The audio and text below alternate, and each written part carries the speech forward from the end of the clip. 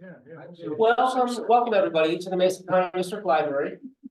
To all of you that are here live and to the people on Zoom. Right now we have a couple people on Zoom. My name is Thomas Trahey. I'm the head of circulation, together with Robin Seymour, head of adult services in the back here, and with Brooke Portman on the screen up there.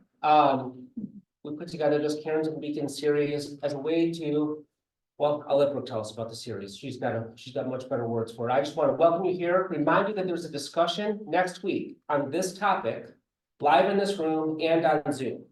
Use the same Zoom link to join, or come live and we'll talk about what we're talking about tonight, but more of us will have a chance to speak. There's a survey on your table. We'd be delighted. Now, Brooke Portman, who is the head of the Abondia Center. Without her, this series would not be happening. Brooke, go ahead and take it away. Thanks, Thomas, but it is indeed the Three Musketeers. It is Trahey who puts the series together, as well as Robin Seymour, who is also in the room. So Robin, you might wave your hand or something or other so everybody can see you as well. It is a labor of love, that is for sure. We pull our hair outs from time to time, but that's always for any series. I want to welcome, as Thomas did, the audience there live in Ludington, the other libraries that might be tuning in, as well as others on Zoom. Thanks to our donors. Always, always, always, we start at the top by thanking our donors, and our donors are largely the Michigan Humanities and the Michigan Arts and Cultural Council. I always note also, though, that it's really whom we thank you and ourselves as taxpayers. Our federal taxes help pay for the Michigan Humanities, and our state taxes help pay for all of the activities of the Michigan Arts Council. So, thank you. We'll soon be paying our taxes once again, and we won't all be so happy, but in the end, it's a good thing. So welcome to our sixth presentation in this series of 8. This session and the next session explore what's ahead for the two major political parties. So tonight is what's ahead for the Republican Party, and March 5, not March 7. We normally do these all on Thursdays, but our presenter for March 7 had a class conflict. He forgot that he was teaching at that particular time. He's in California, so the time, he didn't register the time difference. But anyway, so March 5 will be what's ahead for the Democratic Party. Our focus tonight will be on the Mason County Republican campaign in 2024. And the focus next month will be on the National Democratic campaign of 2024. So, as we take a look, I want to start with, just because there are some new people here, just identifying what the series is about and why, what the title means, and that it really has some significance for us. And we hope for you as you are present in these various sessions. Cairns and Beacons, finding our way in a post-pandemic world. Let's take the title apart a little bit, because I had no idea what a cairn was before we did this. Hadn't even heard of it. I'm not a hiker, so hikers may know. But a cairn is a group of stones, generally, identifying the start of a path or the continuation, but of a new path along the way. And it means that you can follow this and be safe. You won't end up in nowhere. A beacon clearly is a light that says you're on the good path, or it's a warning light. It's also metaphorically a goal, a dream, some place that we want to go to. Sometimes we know clearly what it is, and sometimes we don't. How did we arrive at cairns and beacons in the first place? Well, after the pandemic, after all of the quarantining was over, Thomas and I got back together again. We had done a series, a 21 Salute series during the pandemic. And we were crazy enough to say, we need to continue. And so our first problems were, okay, what topics? And we knew we wanted to have a smaller series. And so shortening the list of what topics we were going to go through or examine was difficult. But it became even more difficult to push through when we started diving deep, because the topics, as you can even just see our list, were really quite broad, quite deep. And so what would we do? And at first, what happened to us, both of us, as we were going through this, we just got lost. We got overwhelmed. We felt all alone. We thought that, why bother with any of this? And suddenly, you know, the minute you admit something like that, the universe opens up. And all of a sudden, I found my way with one or the other topic I was working on. And Thomas sort of began to have the same kind of experience. And it was like, that's how we needed what we used the cairns and beacons, and then we found our way. Oh, I know where it was. I just even lost it there, which was that cairns and beacons, assistance, help is all around us. If we just kept reading, if we kept thinking, if we kept asking each other questions, things materialized. They straightened out for us. We got an idea about what we really wanted to do.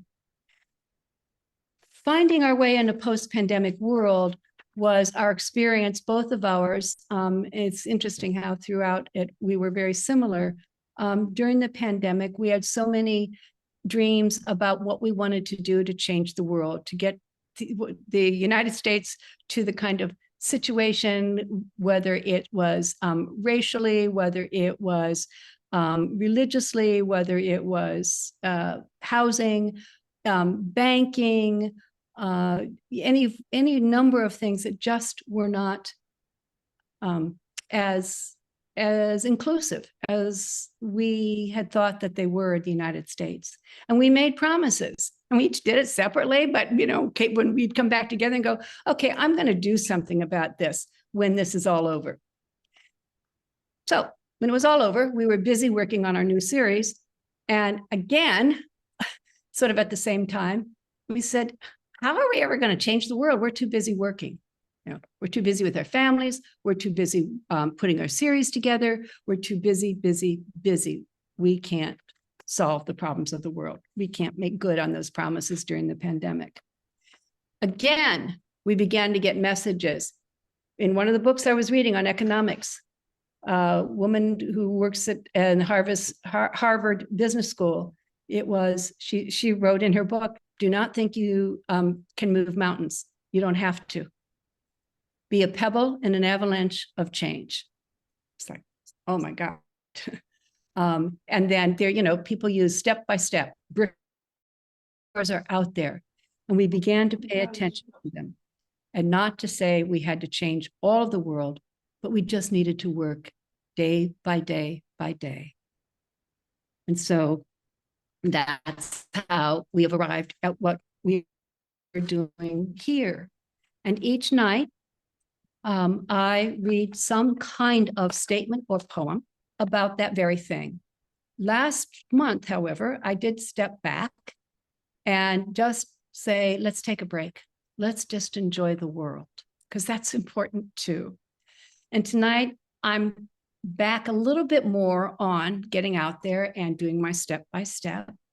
But there's still a whole huge amount of take a break in this poem I'm reading tonight. It's by Mary Oliver, but it does have that little kick in there. If you want to hear it, you need to get back out there. The title of the poem is Mornings at Blackwater.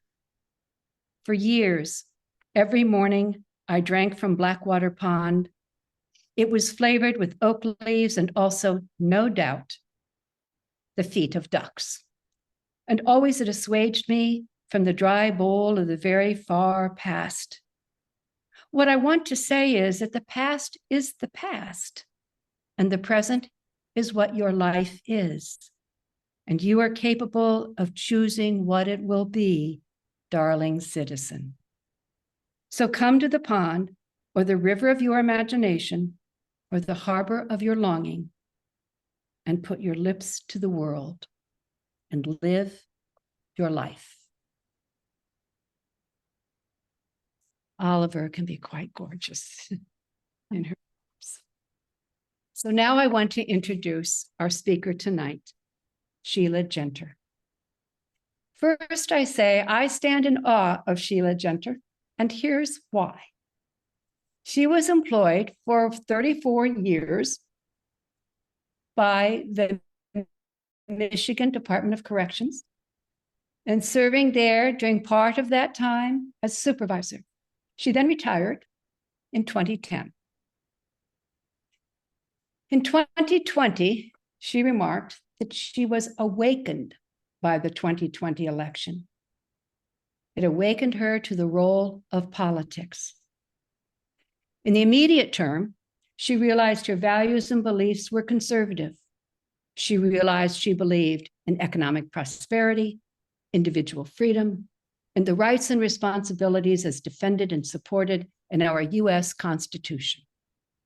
You know what she did then? Beginning in 2021, Sheila started attending local GOP meetings. She says she mostly observed at this point, focusing on figuring out how people's voices were heard.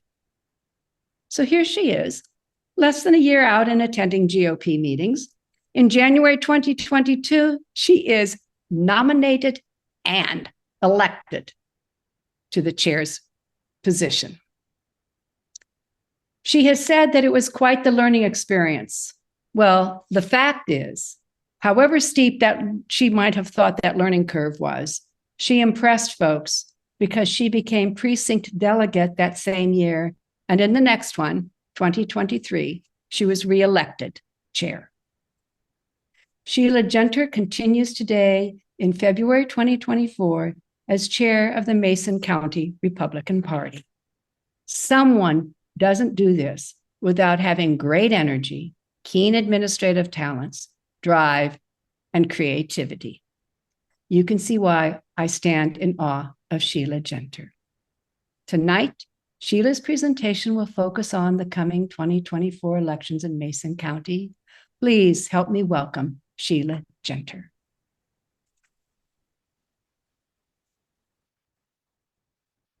Thank you very much for that wonderful introduction, and thank you all for coming out tonight. Can everybody hear me okay? Yes. Okay, if you can't, just go like this and I'll project because I don't need a microphone. The topic tonight, when Brooke had contacted me, she wanted me to present ideas on what's ahead for the Republican Party. And also finding our way in a post-pandemic World Series. So I contemplated on this, and what I need to do tonight before I address that is go back in time a little bit. So I can connect the dots so you can clearly see where I'm going with what I'm going to present. So I'm going to go back to 2016. 2016, we know that Trump was voted in as president, beating Hillary Clinton. And our whole world kind of like, what's happening? What's this all about? Where did this guy come from? He's not a smooth politician. He's arrogant. You know, he's brash. He just kind of, you know, says it like it is. He's not polished.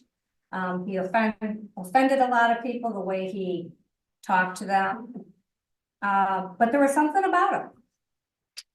He had that energy. He had that love for his country, love for the military, and he wanted it to prosper. So in 2016,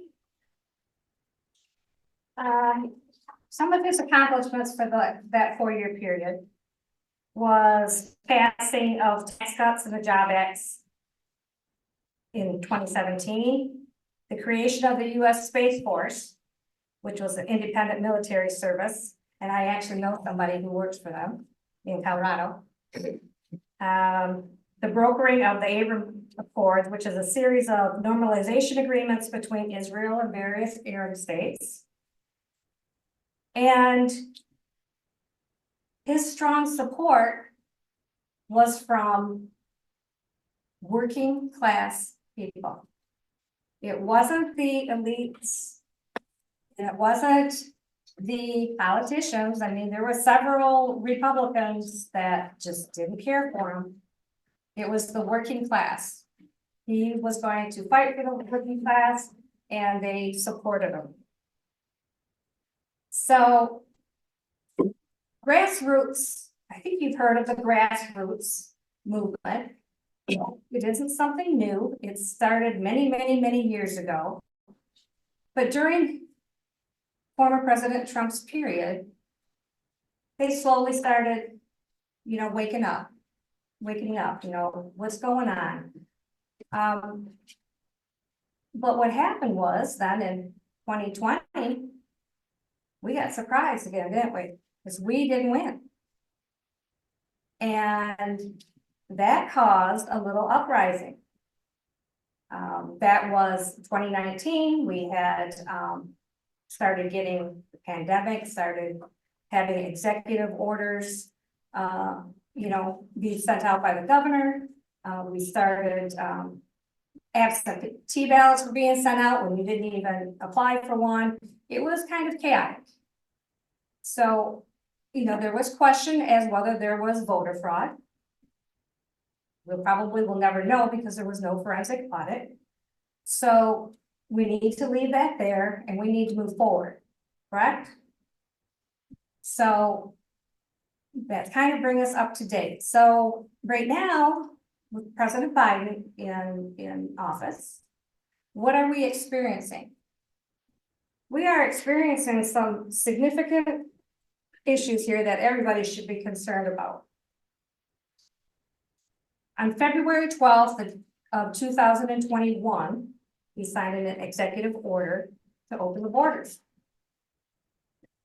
In 2021, 2022, 2023, the end of this year, those that they can account for and that they actually, took their name and checked it in, 6,589,299 illegal immigrants came into the United States.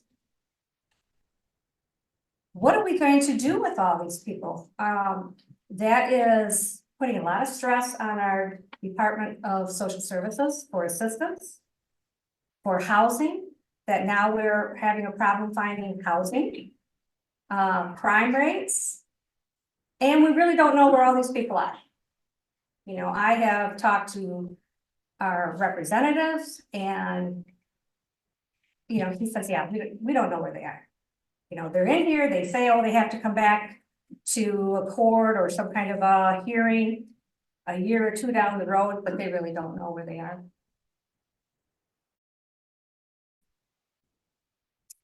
Uh, 6,589,299 people are not working in the farmers' fields. And that was one of the reasons they said, well, we need to let them in because nobody else is going to do that job. Well, there isn't 6 million of them in the fields right now. They are letting in single males that have admitted, yes, that they are on the military of their country they came from. It's scary. Our sheriff went down to the southern border a couple months ago, and he verified the information because a lot of people say, oh, that's just fake news. They're just making that up. No, he actually was on the southern border and witnessed everything, witnessed the cartels right across the river giving, gestures. We have a serious problem. So what do you think the purpose is of them allowing this many people in here?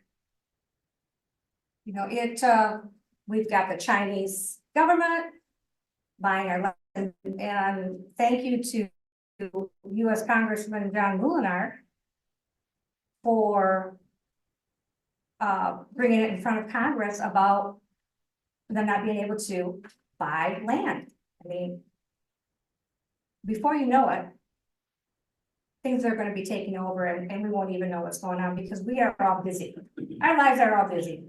You know, we're taking care of our families, we're going to work every day, you know, so we don't, life goes on, so we don't even pay really attention because we live in America. Right? The home of the brave, where everybody wants to live, but it's getting serious. Now, of course, we're in a small community, far away from California, Texas, all that. But that doesn't mean it's not gonna come here. We have sanctuary cities in Michigan that illegal immigrants are being brought to, Kalamazoo, and Detroit. So we do have them here. That's why I asked our representative, do you have a list? So we know where they are. No, we don't. That's concerning. So in connecting the dots, now I'm going forward now. So we're coming from a president who had the borders closed, and you would fill out applications like you normally would in order to gain entry. In 2020, 400,651 immigrants were allowed to enter. And then from 2020 to 2021, it went up to 1,700,000. And then the next year, 2,300,000. And then the next year, 2,400,000. And it's not families. It's not families. Some of it's a lot of drug cartel, a lot of fentanyl coming over the border. There are children that are being put on an unknown person's back to come through the border, thinking that, oh, I'm his uncle or his father, and it's not the case. Kids are being used for human trafficking. It's a serious problem. And like I said, we are not there. So it's easy for us to just kind of, oh, well, that's too bad, but we need to be aware of it. So that brings me to the post-pandemic. What are we going to do? We want to continue with our current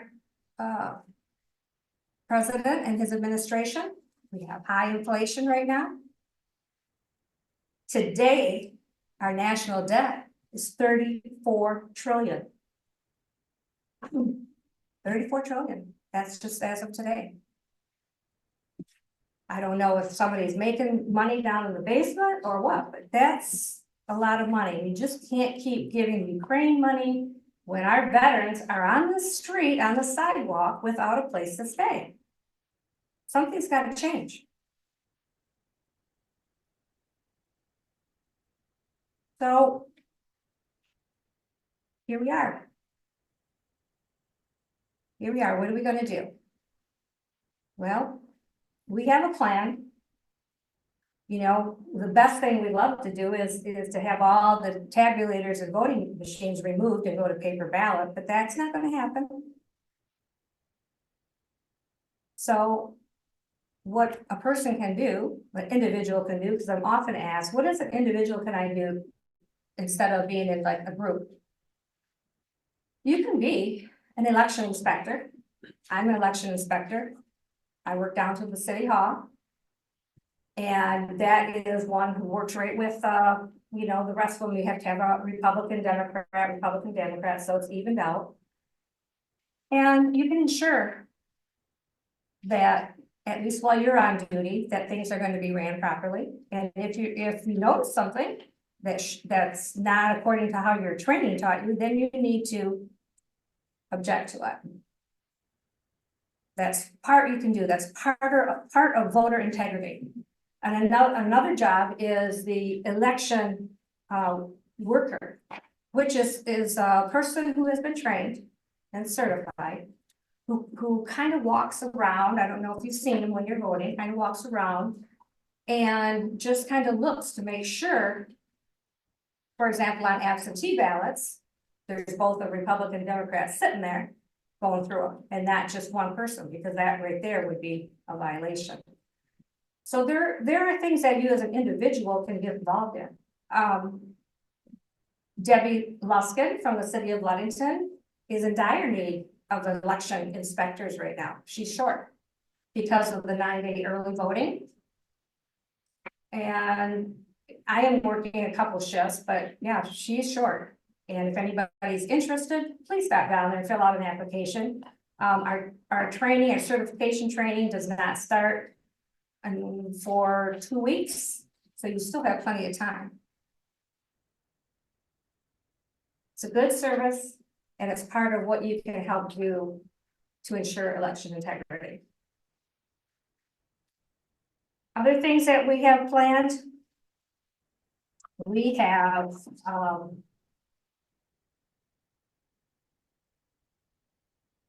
door knocking, where we have groups. We don't send one person at a time because that is kind of a safety issue. We have had some of our door knockers threatened, so unfortunately in this day and age that we have to worry about that, but we do. So we send a group and they just go door knocking and they identify themselves and tell them what they're there for, and they got a few minutes to chat. If they register to vote, that's the main thing. And just provide them with information that they might not know about. Precinct delegates is a very huge thing. A precinct delegate is like a liaison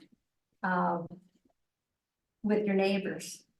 Okay, they're kind of like a voice that speaks for the neighborhood. And what they will do is they will engage in conversation. And, you know, if for example, you said, well, there's some things that I don't like, this is what I don't like, that information comes back to the chair. And we look at it to see if there's something that maybe we could do to, you know, eliminate that or fix it somehow. Some things are out of our hands, but, you know, I'm willing to look at things that we might be able to change.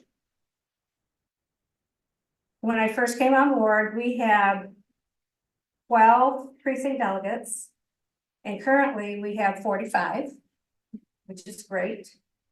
And besides doing door knocking and volunteering at events and maybe making phone calls, they're very important in our county conventions and our district and state conventions because their voices are heard. At our conventions, there's approximately 2,600 of us that meet. And for example, when we go to our district convention in March, we will be voting for president. We will be voting for Republican committee man, committee woman. And then we have to pick 3 delegates and 3 alternates from each congressional district to go to the Republican National conference meeting in Milwaukee. So it's there are, you know, some duties and responsibilities, but if you want your voice heard, that's where the impact will be. At our county convention, which is going to be held February 15th, we will have 45 precinct delegates there, plus the at-large and statutory Republican elected officials there. And at that convention, we will nominate and elect 9 delegates and 9 alternates. That's what our apportionment is to go to the district convention as well as our state rep. So you're elected based on your other peers that are there, precinct delegate. We do it by ballot. I don't do any kind of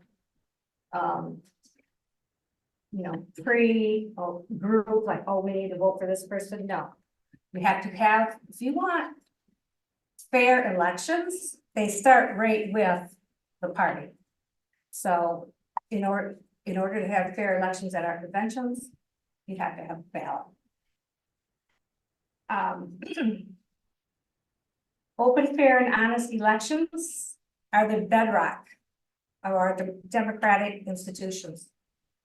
Every eligible American citizen deserves to have faith that their vote will be reliably counted in order to preserve a government that is truly by the people, for the people. And I'm not convinced that everybody thinks that right now, so we need to make sure we do everything in our power to make that happen and for people to believe in the system.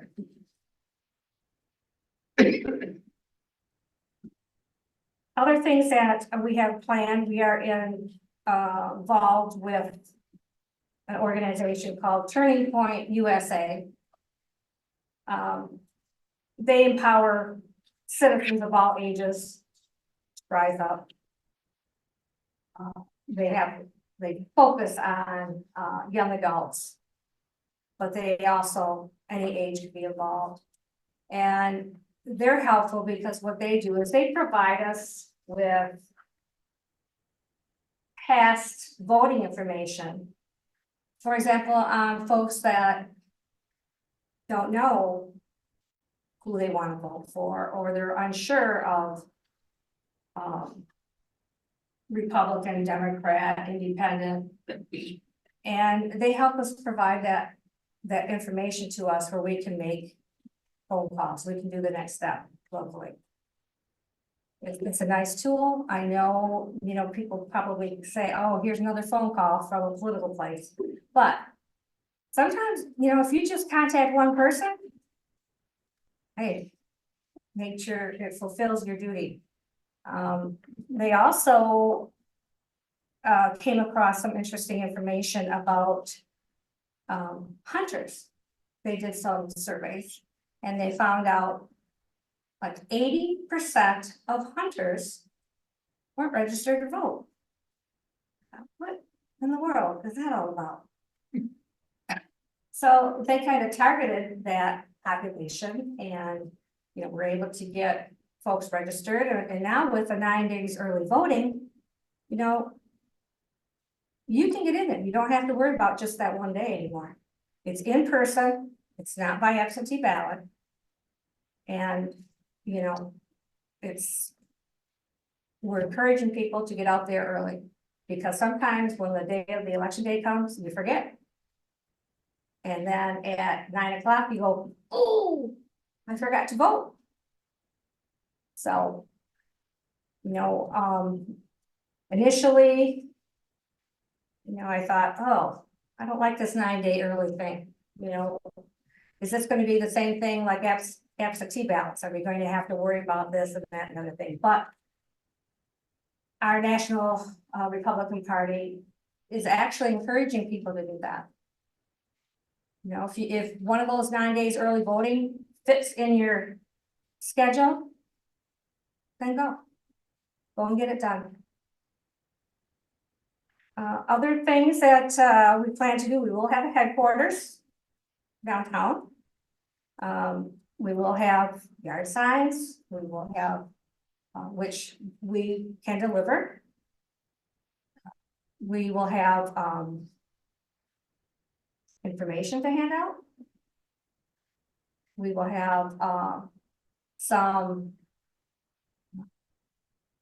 paraphernalia, t-shirts, sweatshirts, things like that. So we are going to do as much as we can to get the word out. We will also have candidate forums. We have quite a few US Congress candidates, so we will have some forums for them to come up and be open to the public, so you can hear. I think there's 12 right now, so it's quite a few. And it's just important that we are active. We are active with our community, and if the community has questions, they know where they can contact us. That's our main thing. The grassroots movement is alive. It is no longer sitting back. There's quite a movement now. They're standing up because they don't like our Constitution compromised. I can't blame them. That's what our fathers wrote, was a Constitution for us to follow. And some of the things that our Second Amendment rights, our right to bear arms, and the red flag laws that Governor Whitmer just passed, that infringes on our Second Amendment rights. There is some lawsuits going on with that, and I'm not sure where they're at right now. Of course, you know, lawsuits, they probably will take a few years to get through, but our due process is being violated because under those red flag laws, you know, if I say, Daniel, I don't think you should have a gun. That's all I have to do. I don't have to give them any reason why I don't think he should have a gun. And he doesn't have any due process. He's not allowed to go in front of the court. It just is automatic. That's not right. That's not right. And, you know, they used the school shootings as a means to pass these red flag laws. If we would never be able to stop the shooters, even if we had the red flag laws. Somebody is mentally troubled when they do something like that, and it's going to be, they're going to find a weapon. They're going to find it by implementing red flag laws. It's not going to remove the weapon out of someone like that. They're evil. And all I can say is if you see something, say something.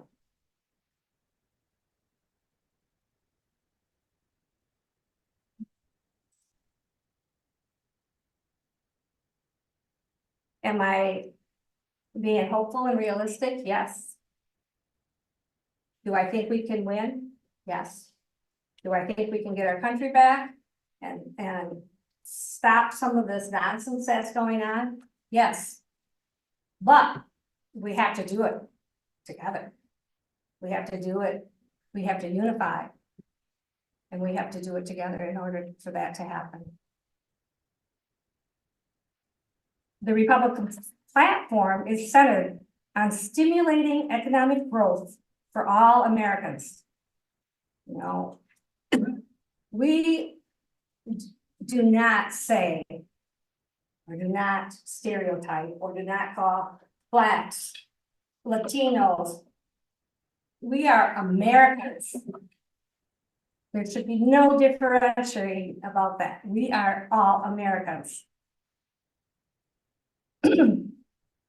Protecting constitutionally guaranteed freedoms, ensuring the integrity of our elections, and maintaining our national security. We are working to preserve America's greatness for our children and our grandchildren. Simple as that. Shouldn't be hard to do, but yet we are fighting the battle right now. We're definitely fighting the battle right now. Anybody have any questions so far?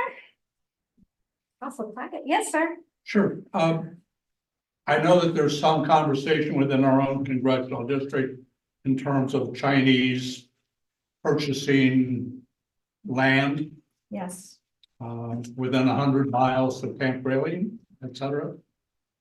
Do you see that issue as different than the Japanese concern of buying land in the 1970s? I mean, I'm so old that I remember that as the great scare that Japan was going to take over our farmlands of Iowa and Nebraska and Kansas.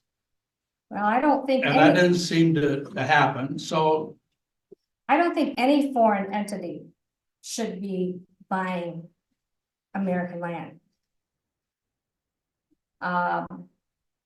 The land that you're referring to, there also was a Goshen battery plant that they wanted to put. I'm familiar with the current issue. I just Yeah, know Big if it Rapids. was in some way different than the concerns of the 70s that I lived through at an earlier stage of my life. Well, you know, I think there's been,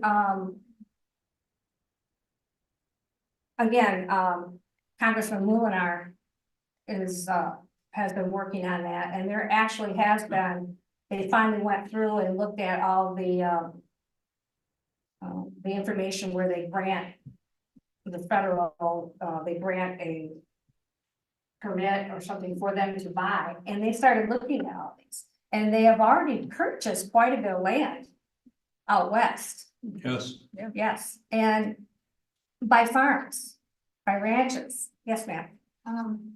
Just to follow up on what he said, Hawaii, a large part of Hawaii is owned by the Japanese. And is that a problem for the United States? I didn't think of those, but. I haven't heard anything about the Japanese. Only threats that I have heard is the China and of course Russia. Yes, ma'am. I don't know the answer to this, but do we know how much land the US citizens own in foreign countries? I mean, we have lots of businesses in various places. Are they leasing their land or are they? Well, I don't, getting back to Hawaii, on that one island that had the horrific fire. There was actually quite a bit of, Americans that owned property over there. Hollywood started. Yeah, but I mean, commercial interests. I mean, I don't think, I'm not. heard any- Hawaii's in the any, US. Concerns about. Lahaina is Hawaiian, it is a state. That's the US. Hawaii is the US. Yeah, Yes, it is, they're all Americans there. Yeah, yes, that's the US, yes. but That's the US. Yeah, I'm more concerned about the argument, and I don't understand.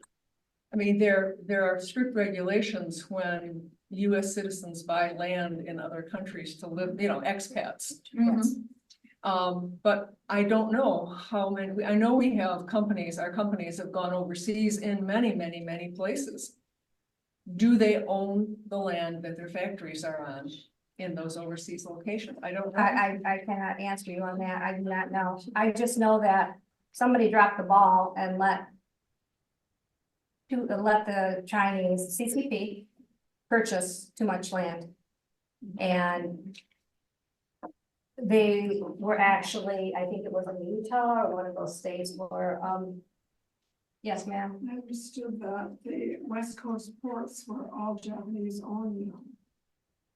That's scary. Don't you find that a little, intimidating? No, you don't? I do. No, depending on what your view of the person that's doing the owning, if you see them as someone you are friendly with and, Yeah. and it's a mutually beneficial arrangement, you don't worry about it, but if it's Correct. somebody that you've been, it's Yes, just labeled an enemy, it's a whole different story. yes. If you have, a good foreign agreement between Japan and the United States. But the one with China and the United States is a little strained. I mean, they're finding, they found a biolab in California not too long ago. That what are they doing there? They had found all this different kind of blood, all these 3 different kinds of diseases. What are they doing? And again, John Mulinar, he went and found out more information about it. The person who owned that in California also owned property in Utah. So again, it's just little things like this that we don't think about because we're living our everyday life. But I think we need to be kept aware of it. Well, as far as the question about whether there's any similarity between the Japanese in the 70s purchasing property in America and the Chinese at this point in time, I think we need to understand who are our adversaries and who are not our adversaries, okay? Right. Japan is more similar as far as capitalism than China. People that are purchasing things over here are government controlled by the Chinese. Okay, there is no free enterprise per se in China. If you were able to be granted the permission, you have to abide by what the communist puppet masters want them to do. Okay, so it's not the same thing. All right, so I am concerned when I see Chinese trying to purchase up things over in America where their ambitions are different than somebody that's more aligned with our beliefs and what we feel, and we want the American aspects to be. So there is a difference. There is a difference, and, you know, they have Goshen plant there, Big Rapids, so far you've been able to hold them off. There's one down in Marshall, Michigan. And they're all CCP related, which they tried to hide that information. And they just dug deeper and deeper and found the top. Yes, sir. The best differential is that the Japanese aren't state actors, they're big corporations. And maybe they compete better than the American people. American corporations do the same thing, and there's some gripes about that, but they're not state actors. Pretty much everybody, I don't want to say everybody, but pretty much everybody that's Chinese that's buying things is a state actor. So whether, as you say, they admit it or not, you know, and that's the difference, I thought. I have a different type of question. Sure. The Republican platform of 2020 is a copy of the platform of 2016. Yes. Do you anticipate that there will be changes in the Republican platform in 2024? Yes, I do anticipate some changes. And they're all going to be election integrity based. They have spent millions of dollars, the Republican National Committee, trying to improve that area. So I anticipate, yes, that they will be there right now. They're in a conference, in a winter conference, so that might be something that they're putting together. Sheila, Yes, my hearing isn't the best. okay, I'm able to hear you very well because you're speaking toward us, but the folks who are talking to you, I have trouble following, so I'm not sure what you're responding to. Could you recap very briefly the questions you're asked? well, we were talking about, CCP China buying, large amounts of land. And that we were very concerned about that and what their motive is actually. We were talking about the property up north, Camp Grayling, that where it's at, Camp Grayling area. They wanted to purchase like 200 and some acres, was it? You remember? Yeah. Yeah, a large quantity. And the concern there was there was also a Goshen plant, which was CCP owned, China owned, that was also going to be put in Big Rapids, and they were concerned. I didn't mean you had to go back over Okay. everything that's happened so far. I just meant going forward. Would you mind doing that? Okay, going forward, I gotcha. I have a Yes, question. Hello, This is online. Yes. hi. Hi. Can I ask a question from Zoom? Yeah, Sure. Elizabeth, go ahead. Hi, my question has to do with gun control. You mentioned that you do not want red flag laws, you do not want anything infringing on the rights of gun owners. And pretty much in the last 30 years, what we have heard gun advocates say is the more guns we have, the safer we will be. Well, over the last 30 years, we have not been safer. Gun violence and gun deaths have actually increased as the amount of guns in the US has increased. Also, saying that we'll all be safer if we have more guns is not proven. That is just a theory. That after the Dickey Amendment was passed, the government was not allowed to do any studies on what actually reduces gun violence, all because of the Dickey Amendment. Do you know the Dickey Amendment? Yes. I think we're Are trying to you talk willing, about- are you willing to repeal the Dickey Amendment so we can have actual studies done, not theory? And my next question is, if our gun rights should not be infringed upon, should Hunter Biden be allowed to buy a gun when he takes drugs, or should that be dropped? Okay, you're kind of mixing a few things in there. So the Second Amendment, right, the Constitution Amendment, which I was referring to, was that we have the right to bear our arms, and that's for people who are responsible to bear arms. That is not for criminals, who are going to get their guns anyways.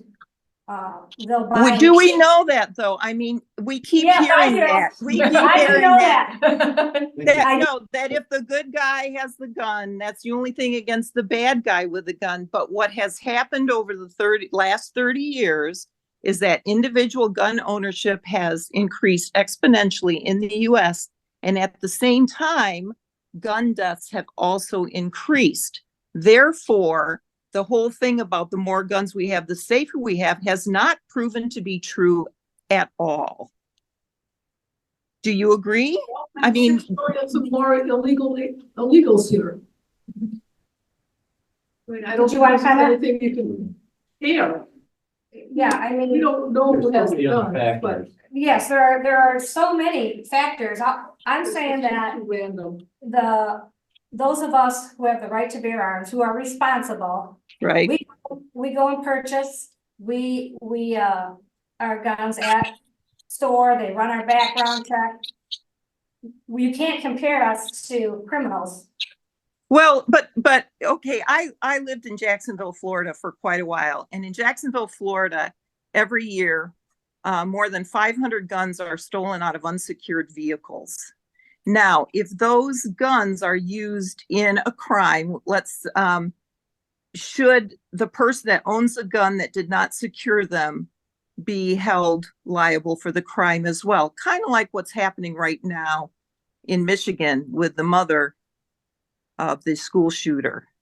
And I'm sorry, I'm getting off track a little bit. I guess what I want to know is, would you be willing to support any kind of studies that show what really does help reduce gun deaths? Okay, Elizabeth, let's leave that question as it is, or give Sheila a chance to answer. Okay. Could I chime in here for a second? I'm another Zoom. Okay, yes, Barbara, you can, but hold on a second, because the question's on the floor here, and we're not giving Sheila a chance to respond to these. Okay. Okay. So,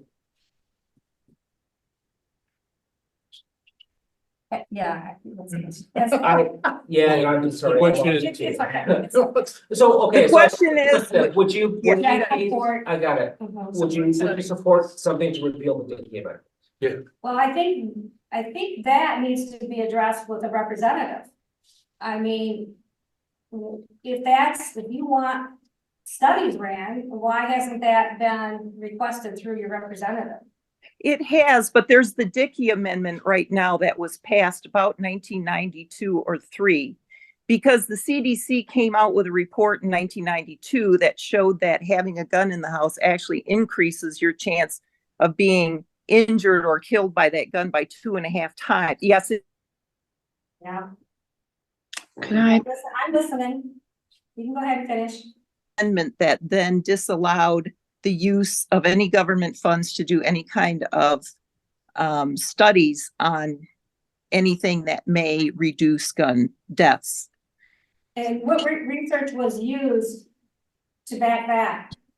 You'll have to look it up. It was a very large study. It was, and I'm a scientist myself. So yeah, it was a very, very large study, and you can look it up, and it led to the Dickey Amendment. So what I'm wondering is, if we really want to get serious about reducing gun violence and gun deaths, would the Republican Party support any kind of studies? The Republican Party will stand as saying, according to our Second Amendment rights, that we have the right to bear arms and to protect our property. And that's my response. Could I chime in here? Go ahead, Barbara. Okay, so I guess I'm going to reiterate that, because I think those are two different issues. It's a constitutional issue, And I think that needs to be distinct from what will we do in terms of, dealing with the society that exists now compared to when the Constitution was written. Regardless of, I think the logical thing, correct me if I'm wrong, where the Republican stance is that regardless of any other issue with gun use or studies, those are two different issues. It remains a constitutional right, and it should be upheld as a constitutional right, regardless of other issues, which are not unneeded or not, they're not minor. But that doesn't change the fact that we need to stand on that constitutional right, because not to do so is much more dangerous. Losing that. That's correct. Thank you, ma'am, for that. Well, I would argue that regulating firearms is an important aspect in it, and there are many, many laws regarding those things. So I would argue that this is more of a law enforcement matter, and I wouldn't have any trouble answering the Hunter question, but I'll stay away from that. But if firearms laws are broken, a city like Chicago has some of the stiffest firearms laws in the country, and people are being murdered relentlessly. So I think there's a bigger issue. Yes. That's it. But compare Chicago to London, and that's different too. But, yeah. Yes. So you became, because you were saying, what's happened in the post-pandemic. That was the subject here tonight. Correct. So locally, can you explain the hierarchy of the Republican Party or group that you represent? Like there's a county group? Yes, there is a local I don't group. know this. Yes, I'd be happy to do that. Yes, there is a local Mason County Republicans group. There are 32 of us on the committee. 16 are at-large statutory members, like representative, elected officials, board of commissioners, things like that. And then the equivalent of the 16 are elected members, precinct delegates that their other precinct delegates elect them to the board. We have monthly meetings, we have events, we have fundraisers. We establish committees on what we need to work on. We meet monthly. And yeah, that's local. And I would encourage anybody who's interested to please come. We have meetings on the first Tuesday of every month at 6:30 at the Ludington Senior Center. And the public is welcome. Yes, ma'am. Can I just get back to basics real quick? Sure. I'm curious about the priority of the Republican Party, because I mean, years and years and years when I was younger, it was always on being fiscally conservative. And I was wondering if that is still a priority, or has it shifted to social and moral issues such as gender identity or ban books. I mean, I'm confused about what the mission is of the Republican Party now. Well, the mission is still about economic prosperity, our Constitution, socialism. I encourage people to go to school board meetings, to go to Board of Commissioners meeting, Ludington City Council meetings, to know what's going on. Our political party does not support transgender. So as a party, that's not The party, so that's on your platform. that's like Republican Party. However, they do have organizations, LGBT organizations, that they are okay with, it's just the transgender, they will not acknowledge. So due to that, if, you know, public schools are, well, I know because my niece goes to a public school and, you know, they're asked, what do you want to be called? What pronoun you want to be called? And so I know that identity, gender identity is occurring. To what extent, I don't know.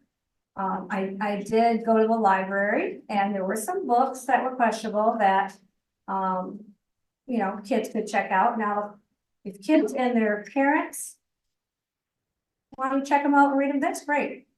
I just don't think that needs to be involved in the school system. Okay, that's what you think, but is that part of the Republican? That is part of the So Republican they're Party. taking That's, a stand that on values, on family values. yes, they're, yes, it's, Okay.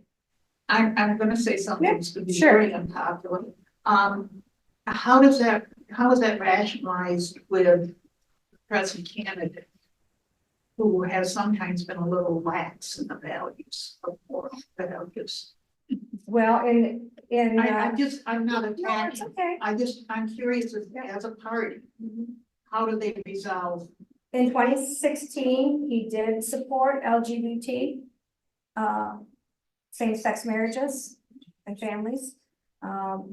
Did not support transgender. And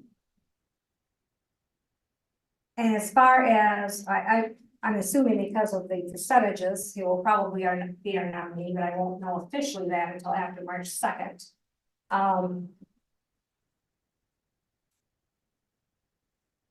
We our values and beliefs are all based on the Declaration of Independence and the Constitution. And in that Constitution, it talks about a man and woman. It doesn't talk about transgender. So we have traditional values that we believe in. I guess it is a good topic for it, traditional. Yes. When you're talking about the Constitution, when you're talking about the Constitution, does that include the amendments that have been put on Yes, throughout the years? yes, So the party is comfortable with the fact that as times change, amendments, maybe that was designed that times would change and that additional amendments could be added to it. yeah. Is the party comfortable with that? Or when they say they're supporting the Constitution, do they just? It's mean not the just the original Constitution, it's the amendments as well. Okay, and so they're comfortable with the amendment process that because times have changed and do change regularly, that they are comfortable with the potential of adding other amendments to reflect social changes. Yes. Yes, I think, just to clarify the Republican Party, they are not against transgenderism for an adult. Or what? An adult, but when children, the Republican platform is less government intervention in parents' rights to raise their children. And children are dependent on their parents. They are not able to make decisions as adults before they're adults. So that's where the difference is. Republicans want less government intervention and forcing agendas onto parents. And that includes sexual identity and things that are taught in school, etc.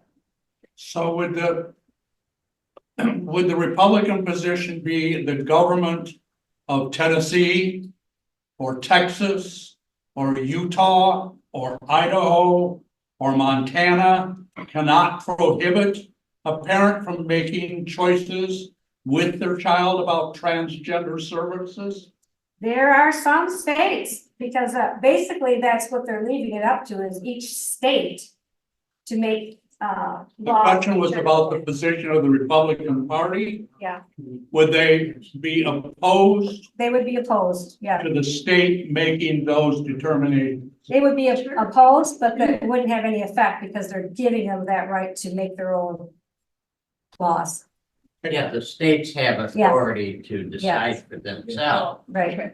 As a conservative citizen, I would believe that if there was a law stating that somebody could take a kid out of a home because the kid was, I would describe confused about gender, I would oppose that, but I don't have authority over the law of the state. Correct. And if there's a, Federal government imposing any. I just want to know what the policy of the Republican Party was, because they do not support transgender rights. I wondered whether they supported parent rights yes, with regard to issues of transgenderism. yes. Yes, they may, And I hear that they might be confused based upon what each state. yeah, each state, there's several states, you know, and I'm not like picking on, organizations, but if they have a Democratic governor, then, you know, they can put into law. You know, that's just like the Elliott, Act, how they changed that. You know, we already have a discrimination act. You cannot discriminate on sex, gender, race, but it was passed in the House and the Senate to add gender identity and sexual orientation in Michigan. Yes. So that's what I'm saying. The federal government has given each state the right to make up their own laws. But I guess Comfortable with that as well. the Republican Party, I thought, was mostly trying to stay out of people's business and be limited government into people's personal lives. But yet this does not seem to be true in this case. No, I think you're not hearing me. I said that the Republican Party, there's actually a log cabin organization that is a gay organization that is a Republican. So. But as far as, limited government as far as, like, for example, and I'm not even going to say what side of the thing I'm talking about with abortion, but it seems to me that the parties are messed up there, that the Republican Party, who's, you know, limited government, keep out of personal decisions, doesn't seem to match up with their stance on certain policies.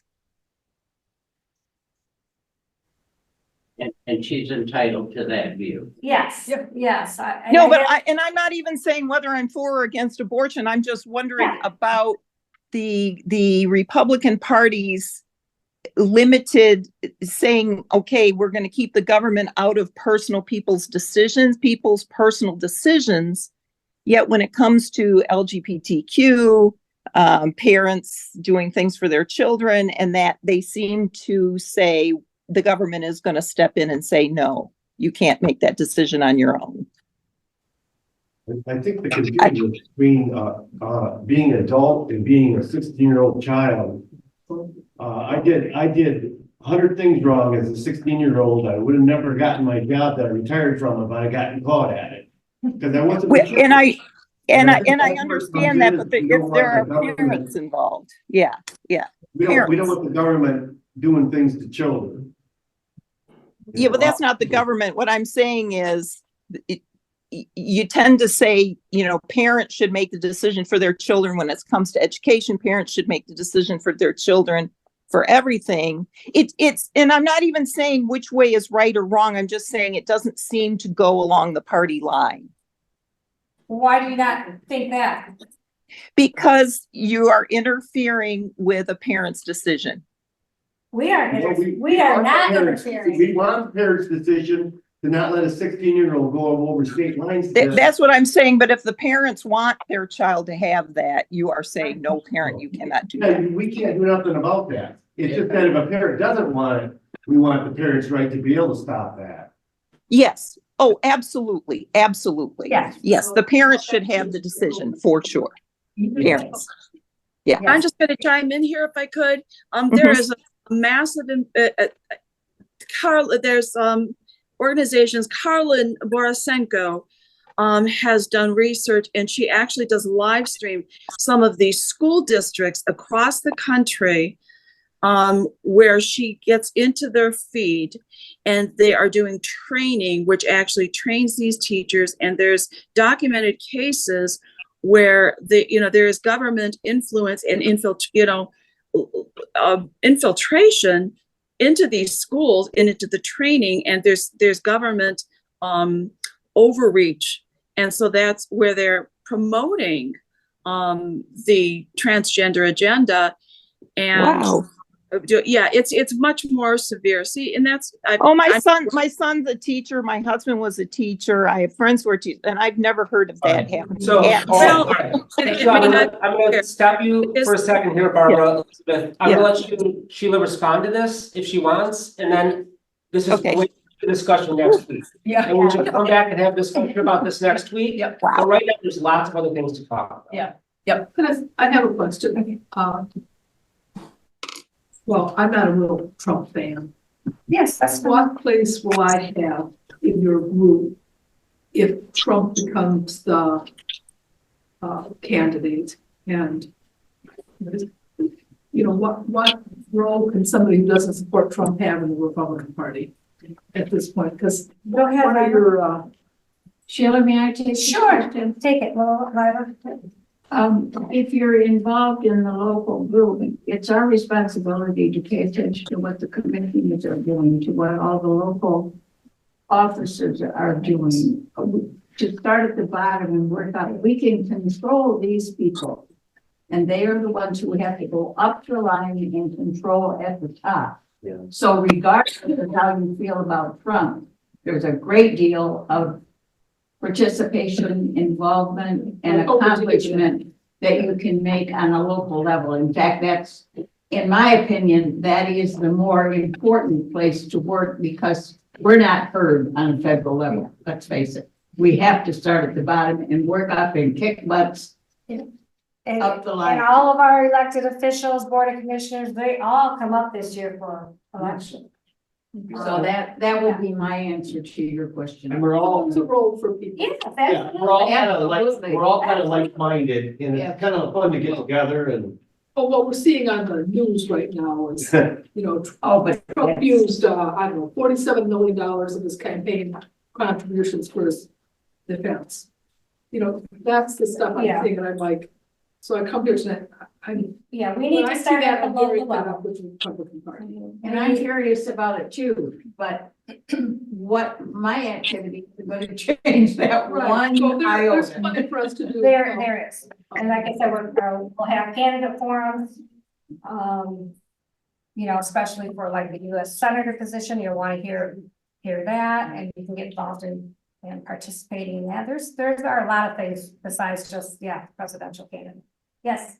Sheila, speaking to the local level, if you talk to your commissioners about their ability to make decisions about how the land is used in this county without intervention from the state or the federal government to mandate and take away their decision-making, thus our decision-making on those kind of things. So that's where you do have some control if you go make your voice heard at the local level. Power. And there is petitions going around now to give back decision-making to the local people. Yes. People don't like that. Where are those petitions available? They're becoming available. But they're not out yet. I haven't seen I anything. haven't seen any yet, but they're coming. Yes, They are And coming. when they come, where will they be? Well, if you come to your county commissioners meeting, Uh-huh. then they would probably be the first to know that those are there and available, because they want the local decision to be made. No. There any other? Call whatever district you live in, call your commissioner. Okay. Thank you.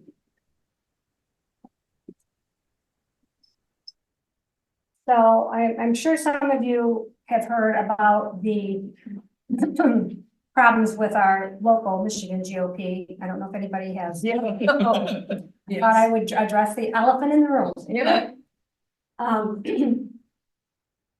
What's going to happen?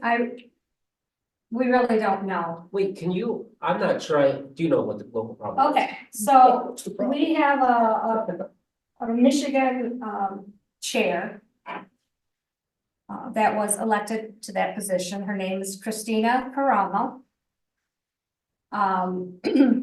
There's been some allegations that have been brought that, you know, about her,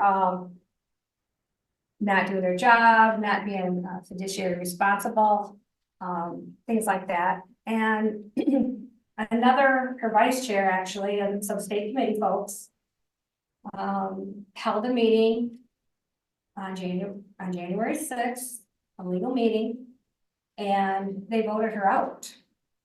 I'm sorry, did you say legal or illegal? Legal, Legal. yes. According to their, Yeah. bylaws and the percentage of how many people were there. I wasn't there, so I was on Zoom, but I wasn't there. So they're claiming that was a legitimate meeting and that she has been voted out. Okay. She has not accepted that. She's saying it's been an illegitimate meeting. So we've got that going on. And then, like I said, her vice chair at the time and other concerned state committee folks, because the chair is supposed to report to the state committee people. There's like 107 of them. And that dialogue was not happening. There was no communication. So nobody knew what was going on, what was getting spent. It was just a lack of communication there. And that's saying it mildly. So this other group on January 6th held a meeting, removed her. And then they just had another meeting on January 20th and they elected a new chair, which is Pete Holmstrom. You know who he is. So now we're like this because Christina Caramo won't back down and Pete's ready to come on board and we need somebody to make a decision. Well, the RNC, yes, sir.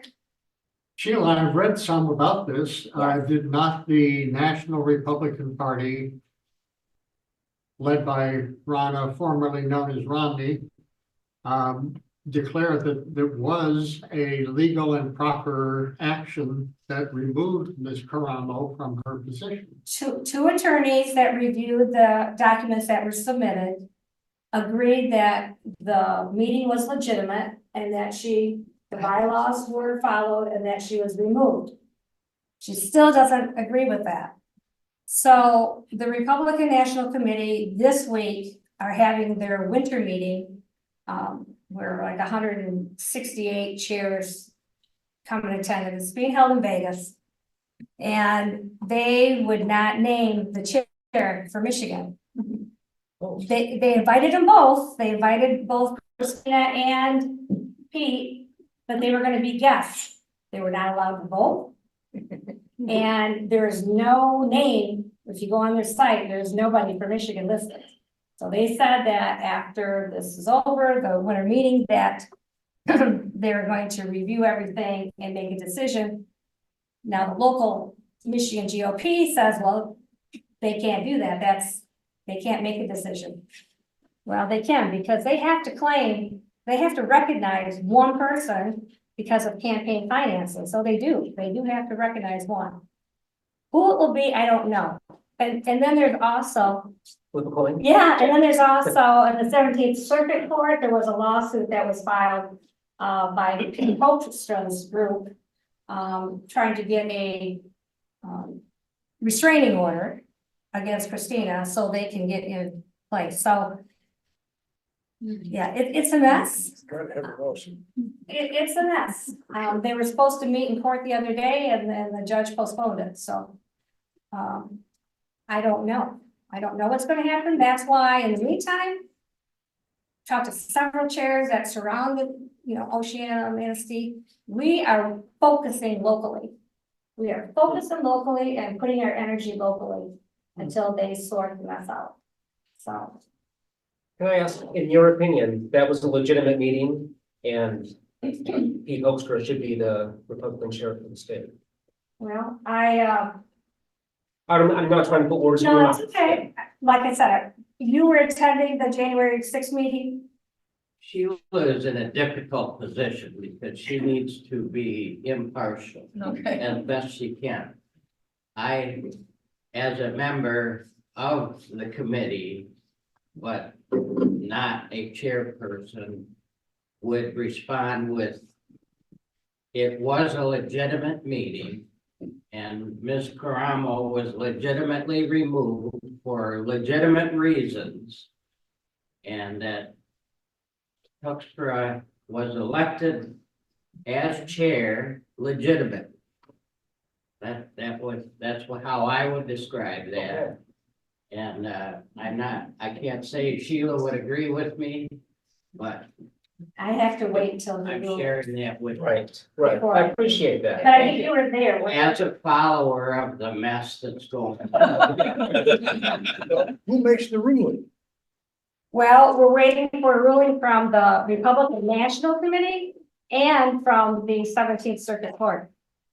Are they gonna just recommend, or are they gonna actually say who it's going to be? Well, they will examine the bylaws of our state committee, which the state committee followed the bylaws in the removal and re-election.